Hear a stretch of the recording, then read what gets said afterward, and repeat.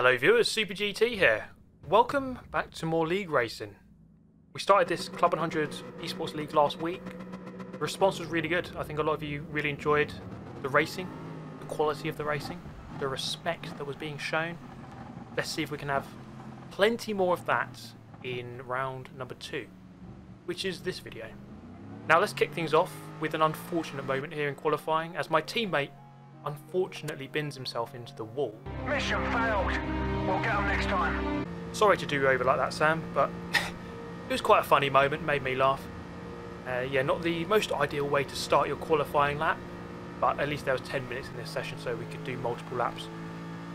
As you can see, we are at Tokyo, East Outer Loop, and it is wet. Yes, this round is full of rain and a huge lack of grip, as the second race after this will be at Spa in the Group 3 cars. So this is my first qualifying lap, and yeah, it wasn't that great. There was a bit of traffic to contend with, got a bit of tow over the line, but you can see there 2.3 seconds away from pole, which was not really good enough. This was my next lap. We tried to go a little bit better here. 2.3 seconds away from the lead. Isn't quite where we want to be.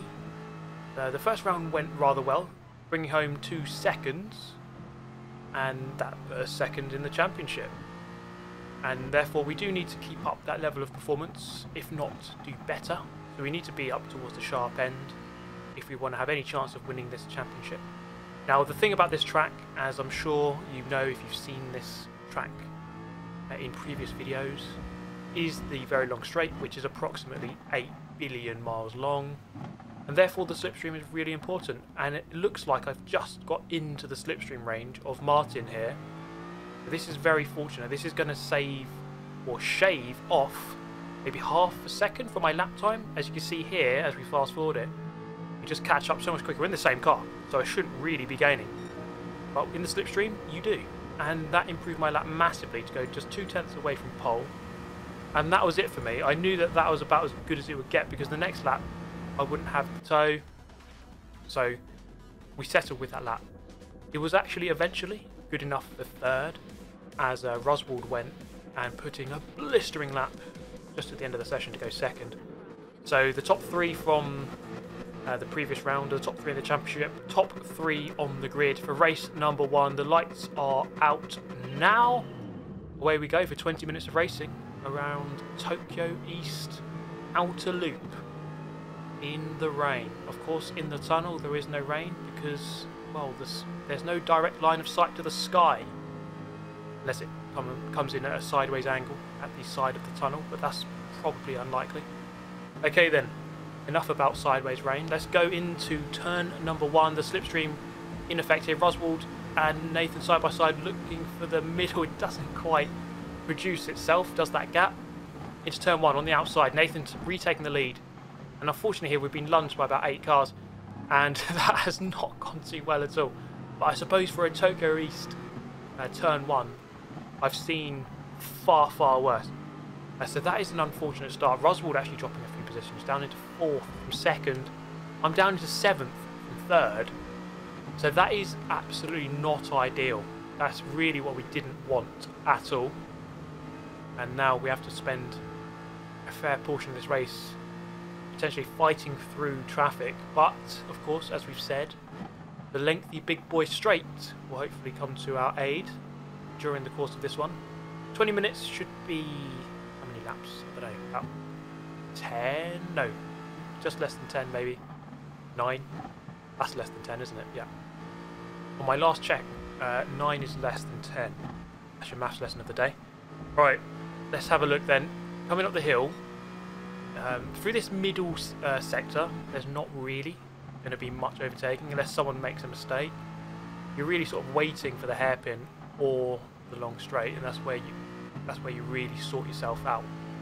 In this one, we've actually dropped a little bit here from Jack just up ahead, but into the hairpin, lap number 1. This is where things really do bunch up, and you can easily see an accident or 2 down here. Is that going to happen on this lap? Not quite. As we saw in last week's video, when you race with people who race in real life, I think we have a very good understanding of know, just respecting space and that kind of thing. It does help to have raced in real life, I think, when you race on a game. That sort of awareness, it does transfer. Now, fortunately here, I was in the tow, but the car in front was a lot closer to the tow in front of him, so I wasn't really in a strong tow, and I actually lost out. You see there, the amount of time I've lost on that straight just from not quite being close enough, but that is completely my fault. I'm not getting a good enough lap and keeping very close behind. But they are fighting up ahead, so that is going to help me. We try to establish ourselves in this race. Dropping down to 7th is really not the way you want to start one of these. From 3rd, obviously, you want to move forward. But even just keeping in 3rd would be a suitable start. Losing 4 positions on the first corner is, well, it's just not great, is it? You've got to really do a lot of work now. Moving a lot closer to Jack this time around as we go through these fast sweeping corners. Very difficult to get dead right in the rain, and then he hit the wall. Couldn't quite get into that gap. There wasn't the gap quite produced, but he goes wide here, raises the wall again. 2 consecutive errors get punished with the overtake, and we move up into the best position of all time, 6th place. There we go. Now we need to crucially try and get onto the back of Roswald, our championship contender, and make sure that we don't lose the tow on the straight. That is, you know, the #1 objective in this race, to stay in the tow, because it is worth so much time, and it can potentially kill your race if you lose the tow. Down into the hairpin, a couple of guys go very wide. Tim Clark there in 3rd, and I've just made contact with Roswald actually. Through the hairpin. Luckily he keeps control of the car, good car control from him there. Because of that, I felt like I wouldn't overtake him here, I'll just bump draft him. You see how much of an effect this has. It's kind of a weird tactic. I'm essentially pushing him in the slipstream. And then you see how much of an effect it has as we both caught up to Martin. I'm just going to continue to push him through as we're going to go through together. Look at that. So we move up into 5th place. Objective now to try to catch up with Tim Clark, who's there in 3rd. Nathan, the championship leader, in the lead of the race. Martin coming back with a move there, and I didn't expect that, and it was a good move actually. He got overtaken by the pair of us on the straight, but then nice little cutback, get back past me at least, and then we're going to go side by side into this long left, which then eventually goes into a sweeping right. And this is a really good example of league racing. Look at that. Both of us go side by side through there without any contact. Space being shown, and that's the result. Just a great battle, moving up into 5th. So the same objective as last lap, just try to keep in the tow. Currently sitting pretty much on the fringes of the slipstream right now, 3/4 of a second behind. Just need to gain a little bit, and then we are golden. We're in a good position. This is the end of lap 3. Fortunately, I wasn't close enough. Roswald actually pulled a rabbit out of the hat and had a really good end to that lap. And I thought I was going to get past here by Martin, but clearly, when someone bump drafts you like that, it's clear what their intention is. He just wants to work together, and we can work together to try to catch up rather than fight each other. Let's have a nice clean lap here. Try to catch up with the guys ahead. And I was more than willing to accept the invitation of working together here. So we formed an alliance. We're going to try and do that. Got an invite to Apex Legends, which unfortunately, it was unfortunately timed. I can't really join right now, my friend, because I'm halfway through a league race, but maybe just after. I've never even played Apex Legends anyway, so I don't even know what it's like. But anyway, that's a bit of a tangent. Moving back into the race. So Tim Clark was in 3rd, now down to 4th. Roswald making really good progress. He was showing really good pace. Nathan, of course, as well in the leads, showing really good pace as well. Very fast guys here actually. So, you know, to try and win this thing is always going to be tough. There's some really fast drivers in here. Definitely catching up though to Tim here as we come down into the hairpin. Lap number 4 on the brakes just before the 150 board, and then this corner. Oh, actually, Roswell going very deep, approximately as deep as the Mariana Trench into that one, and he drops from I think what was 2nd down to 4th. So this is a really good fight now for second. Nathan's gone in the lead. He's long gone. But there's 4 of us fighting for second now. This is going to be a really good fight. Look at the difference here in speed. Eventually I got into the toe, and now can cause some danger and some havoc in the second half of this straight. Going into turn number 1, lap number 5. Tim goes left, Roswald back into second. We're going to look for a space, going through the middle, threading the needle through the centre of these 2 cars. A little bit of contact. Roswell stays in the lead, rides the contact rather well. Still 3 of us, 3 abreast here. And, well, it would be 3 of us, 3 abreast. You can't have 4 people 3 abreast, can you? And then we do get the better exit there, coming out of turn 2. Tim Clark moving down into 4th, up into 3rd. So the order of the grid has been established, at least for the top 3. Nathan, Ryan, and then myself. 1st, 2nd, 3rd, that's where we started. Now we're back into those positions. Actually, look at that, just up ahead. Ryan going very deep into that chicane. I thought he looked like he was away there. He was more than a second ahead. And that error could be crucial because I'm now back into slipstream range, as we all know is ever important. I've said about 1 billion times. As we come round the looping left up the hill into the final 2 sweeping corners of the circuit before we come down towards the hairpin at the end of the lap. Now this is very much on guard. Battle stations engaged for the remainder of this race in a fight for second. And of course, let's not forget, in a championship, you beat your rival, you gain points, of course, but then you're taking points away from them as well at the same time, so it's always great to do that. And I go in a little bit hot there, and Ryan, great evasive action, I must say. And he actually avoids, stays in second. Tim Clark nips up the inside, really tidy little move that to take advantage and gain a position. Let's see how this toe plays out as we end lap 5 and begin lap number 6. Across the line we go, in 4th now. So Ryan, he knows that there's nothing he can do against the slipstream. He just stays to the left. And I'm going to push Tim through. He's going to go up into second. Is he going to defend? Is he going to stay to the right, or is he going to go to the left? Is he going to open up a space here? Yes, he is. That gives me the invitation to go full send up the inside, just a tiny bit later on the brakes, and that's what it's all about with overtaking. You've just got to time that braking application. In fact, I was a little bit too deep. I thought I'd nailed that, but not quite. And honestly, if you miss your braking point by even 5 meters, that is all the difference. And that's proven to be the case. Tim Clark nipping back underneath on the exit of turn 1 into turn 2, retaking the position. Now his objective here would be just to try to pull out and establish a gap so that we're not in his slipstream by the time we all get back onto the straights. And closing right up behind him into the chicane here. Luckily not making any contact. He grinds the wall there, and as soon as someone hits the wall on this track, you have to be ready for a possible overtake. Didn't quite establish yourself there. He goes very wide, wall contact, and I thought I was going to get a penalty there. Under usual daily race conditions, that probably would have been a 10-year penalty and maybe the death sentence. But luckily, death sentence doesn't exist on this game. Well, it almost does, but maybe they'll bring it back in a future update. But anyway, end of lap number 6, onto the straight. Look at this, I had a 1.1 second gap, but I just got a little bit too much wheel spin. Maybe just a tiny bit too much. And unfortunately, that just meant that they got back into the slipstream range. Given how long the straight is, that was all they needed to come back at me. I'm going to defend, go right. Tim on the left-hand side there he is.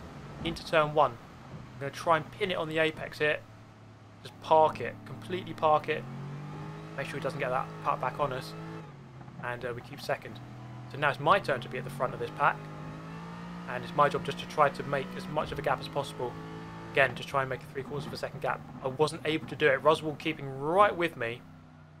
And proving how quick he is. He's a very hard driver to shake off. And his practice times were really good, so it was really hard to pull away from him.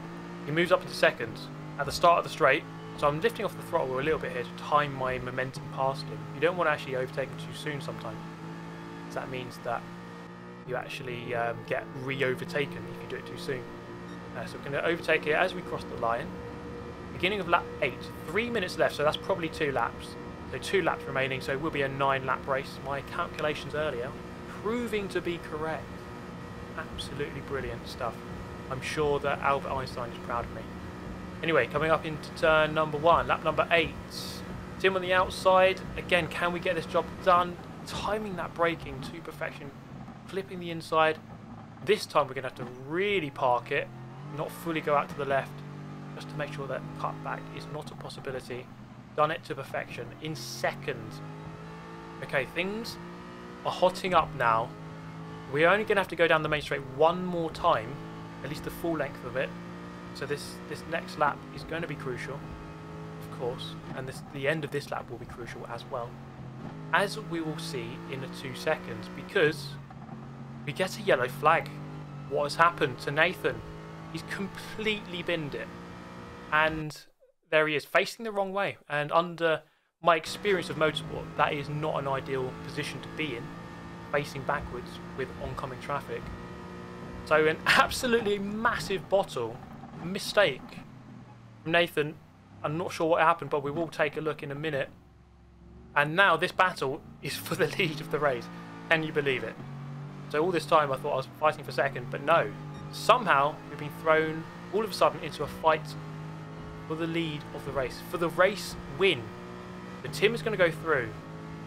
In fact, it's going to be a drag race between the two of us. I'm lifting off the power here to get back into the slipstream. It's just a purely tactical battle here. And Roswald is actually in the perfect position here. He's in the prime position. He started behind and he can time his momentum to get through past both of us. Look at that. That's the position you need to be in. Actually, it's probably better to be third going onto that straight rather than first because you just get overtaken otherwise. Looking for a space. It doesn't quite materialise. But it doesn't materialise on the right hand side. We're going to go for it. 3 abreast into turn 1. And I missed my braking point here by maybe 10 metres, sliding into T1. Overcooked completely into the wall. Luckily I don't spin it. Oh my goodness, that's a bottle.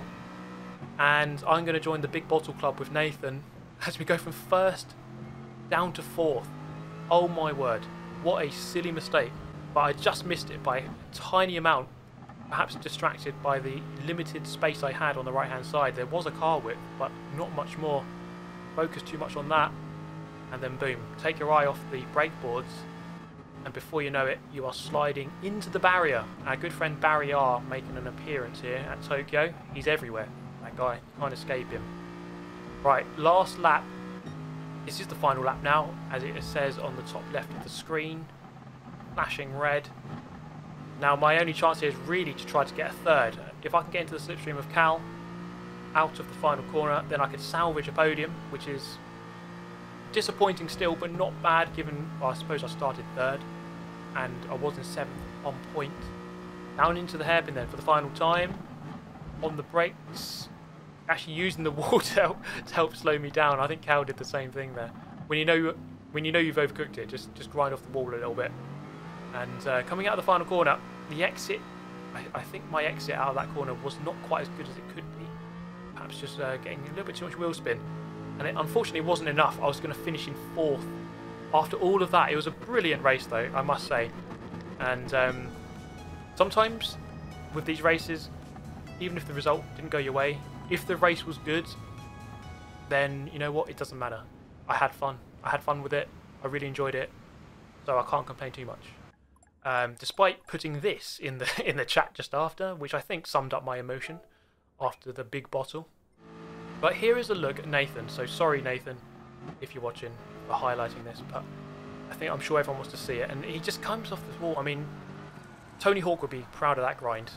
It went on for about 100 metres, maybe more.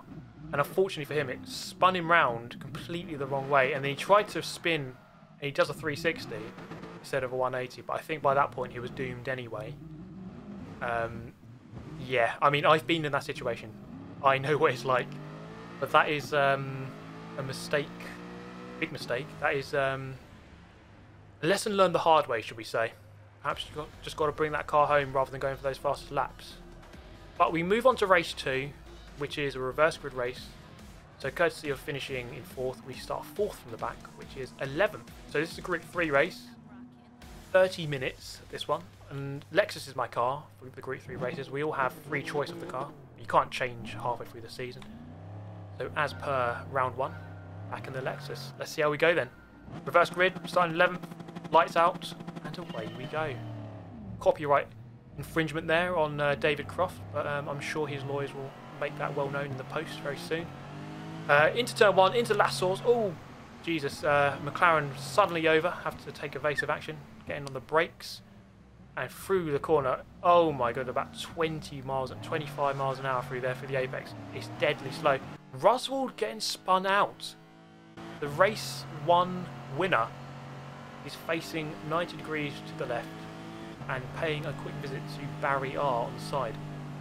That is not an ideal situation for him. Moved up 1 position through left source. We're going to move up 2 more here with the McLaren and the Porsche just squeezing by as we enter the Kemmel Straight for the first time, up into 8th place. And I just saw Tim Clark here flying through on the outside, and I thought, okay, he's got some momentum. I'm going to move to the middle of the circuit here to cover off any potential overtake, moving into the chicane here at the end of the straight. Up behind my teammate here, Sam Dimolo, in the Aston Martin. We're going to go for the cutback here. This is a lot of what you're going to be doing in wet weather racing, trying to get the cutback on the exit of the corner. And Treviso making a hash of that one. We almost get absolutely assaulted by a heat-seeking missile, and scenes reminiscent of Ace Combat. Fortunately, we take enough evasive action there, and the missile fails to detonate into our rear wing. So moving down into Puon, up into 5th, we've gained 6 positions here. That is a rather healthy return for half a lap, if I may say so myself.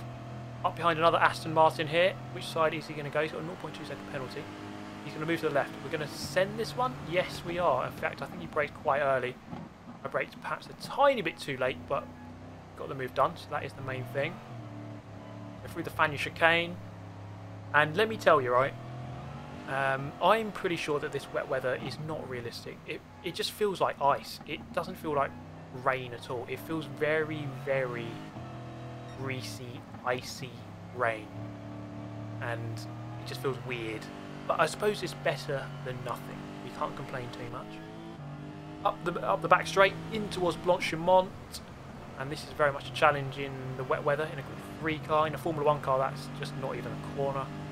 Into the final chicane, then braking, yeah, probably about 5-10 meters too late, and we've gone deep.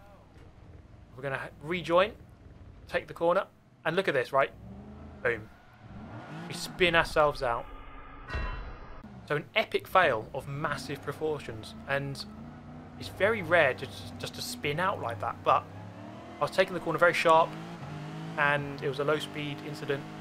That just shows how easy it is to do. A very, very, very costly error, and one that very, very much frustrated me. So Sam actually letting us through there, so let's not forget that it is an individual championship but also a team championship. 2 members in each team. I'm in yellow team, as you can tell by the colour of the car. And so Sam just letting us go. We're going to move up to 10th. Very frustrating still. We've got to do another fight through the field, and it's not one I wanted to do. Cal here very deep in the Mercedes, and it just shows you once you get off that line, it's really difficult to bring the car back into a position that you want it. And it's actually very tricky to get these wet weather conditions right. You do have to be very, very, very fine with your control of the steering and the pedals. It's not easy to get right, and I'll be honest that I struggled a little bit, especially on the exit here. You see they're squirming on the exit, almost losing control, but we do gain 8th position back.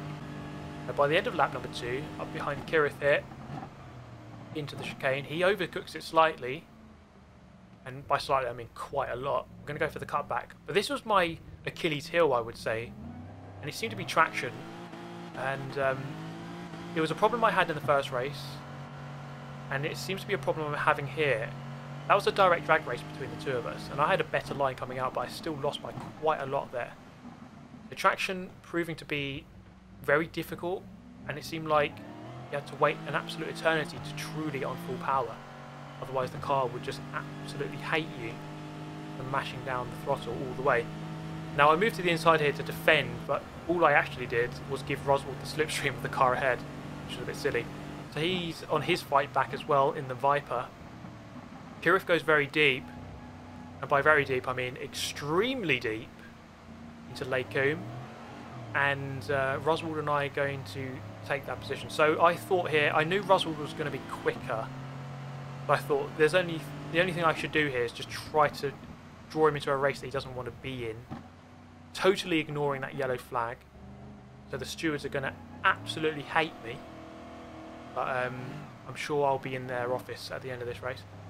But my strategy here really is just to try to disrupt his race a little bit, get back ahead of him, slow him down a little bit, because I thought, well, he's probably going to still gain positions, he's still going to move forward, but any lap I can keep him behind me is progress that he isn't making going forward. And you see there another mistake.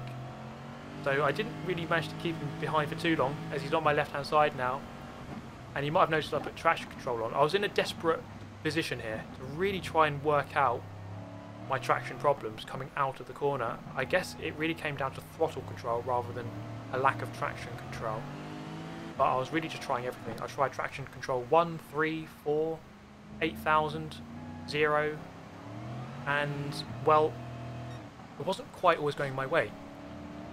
But I suppose we'll have to do a post-mortem on our traction issues and see how it goes. Look at this, right? So this is a case in point of my issue, my lack of ability. And you see how much time I was losing coming out of that corner. I just lost like 20 car lengths. No, maybe that's an exaggeration, but maybe at least 10. And unfortunately, that is, well, it's more than a problem, should we say. So I tried 3 traction control. I mean, looking back at this now, I'm not sure that was truly the problem. I think it was just you had to be a little bit more careful on the power, just putting on, honestly, like less than 50% power until your car truly accepts the grip, which does take quite a long time. Well, we're up into 6th place. Let's not forget we started 11th. It's a reverse grid race, so still moving forwards here. And any position you can gain always helps in a championship.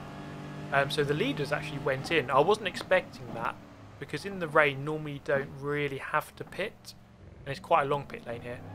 So Martin came out just in front. We didn't gain any positions from it, but we did get rather much closer. Some cars. Unfortunately, though, I'll bring this race to a close quite quickly, because I'll be honest that I was in my own little space and I didn't really have any fighting to do. Martin did just pull away by a couple of seconds, and I just really had to just bring the car home. This is just race.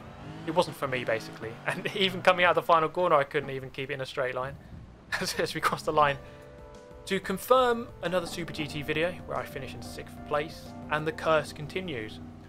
We got to have a look at the results there. Nathan doing a really good job, winning. Tim Clark, I would say driver of the round, to finish second twice. Here are the results. You can see that, yeah, Tim finishing second twice, really good. So a bit of a mixed bag for a lot of us. So none of us having 2 really good races, maybe apart from Tim. And there are the standings. Down to 3rd now. Ryan leads with Nathan 2nd. I've dropped a couple of points below, so we need to have a good couple of rounds here to try to pull this one back. But that was round number 2. I hope you really enjoyed it, because even though that second race was a bit of a nightmare, I still really enjoyed race 1. But I hope you enjoyed it. Thank you so much for watching, as always, and I shall see you next time. Stay safe. Goodbye.